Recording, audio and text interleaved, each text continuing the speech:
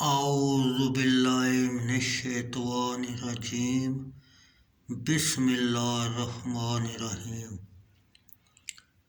بخاری شریف جلد سوم حدیث نمبر 644۔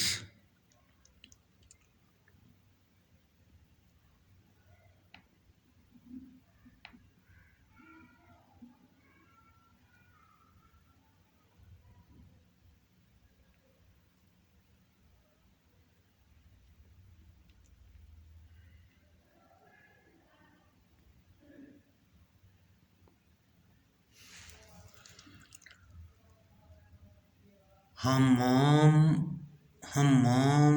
بن یحییٰ بن دینار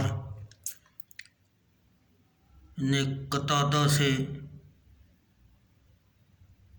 انہوں نے حضرت انس بن مالک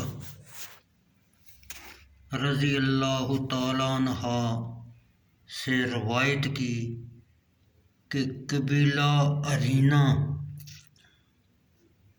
کے کچھ لوگوں نے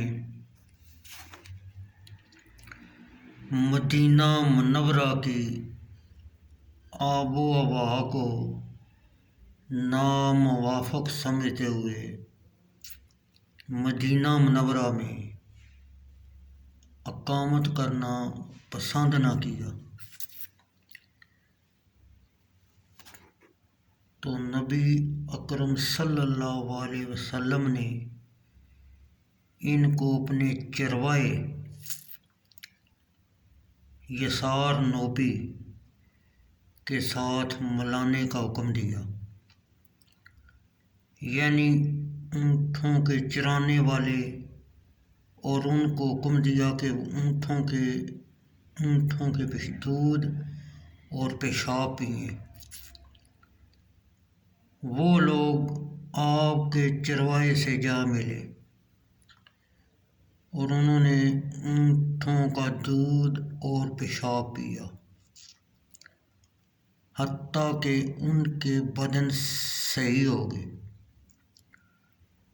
انہوں نے اونٹوں کے چروائے کو قتل کر دیا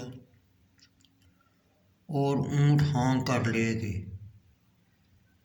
نبی اکرم صلی اللہ علیہ وسلم کو یہ خبر پہنچی تو آپ نے ان کی طلب میں کچھ لوگ بھیجے، وہ ان کو پکڑ کر لے آئے، تو آپ نے ان کے ہاتھ اور پاؤں کو قطع کروایا، ان کی آنکھوں میں گرم سلاخیں فرمائیں۔